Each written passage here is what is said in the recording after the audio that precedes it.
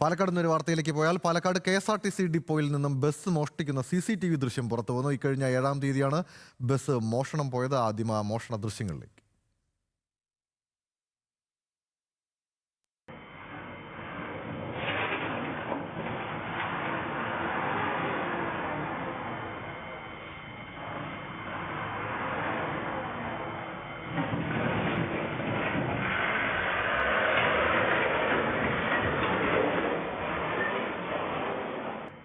പ്രതികൾ പാലക്കാട് സ്വദേശികളെന്ന സൂചന കഴിഞ്ഞ ദിവസം പോലീസിന് ലഭിച്ചിരുന്നു. വാർത്തയുടെ വിവരങ്ങളുമായി പാലക്കാട് നിന്നും സച്ചിൻ വള്ളിക്കാട് കൂടി ചേരുന്നുണ്ട്.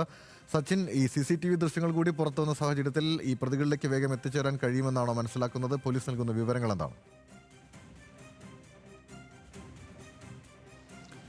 ഗൗതം, കഴിഞ്ഞ 7-ാം തീയതി ഞായറാഴ്ച 2:50 പാലക്കാട് KSRTC ബസ് ഡിപ്പോയിൽ നിന്നും KSRTC ഓർഡിനറി ബസ് മോഷണം പോകുന്നത്. എന്നാൽ മണിക്കൂറുകൾക്കകം തന്നെ അത് കണ്ടെത്താൻ വേണ്ടി പോലീസിന് സാധിച്ചിരുന്നു. അതിൻ്റെ മോഷണം പോകുന്നതിൻ്റെ CCTV ദൃശ്യങ്ങളാണ് ഇപ്പോൾ പുറത്തു വന്നിട്ടുള്ളത്. 2 സ്ഥലങ്ങളിൽ, അതായത് KSRTC ഡിപ്പോയ്ക്ക് സമീപമുള്ള റോഡിലെയും അതേപോലെ തന്നെ പാലക്കാട് മിഷൻ സ്കൂളിന് സമീപത്തെ റോഡിലെയും CCTV ദൃശ്യങ്ങളാണ് ഇപ്പോൾ പോലീസിന് ലഭിച്ചിരിക്കുന്നത്. അതാണ് പുറത്തു വന്നിരിക്കുന്നത്. ആ ദൃശ്യങ്ങളിൽ നിന്നും വ്യക്തമാണ്, കടകളടക്കം ഇടിച്ചു തെറിപ്പിച്ചുകൊണ്ട് അപകടകരമായ രീതിയിലാണ് ബസ് ഓടിച്ച് ഈ പ്രതികൾ കൊണ്ടുപോയത് എന്നതാണ് ദൃശ്യങ്ങളിൽ നിന്നും വ്യക്തമാക്കുന്നത്.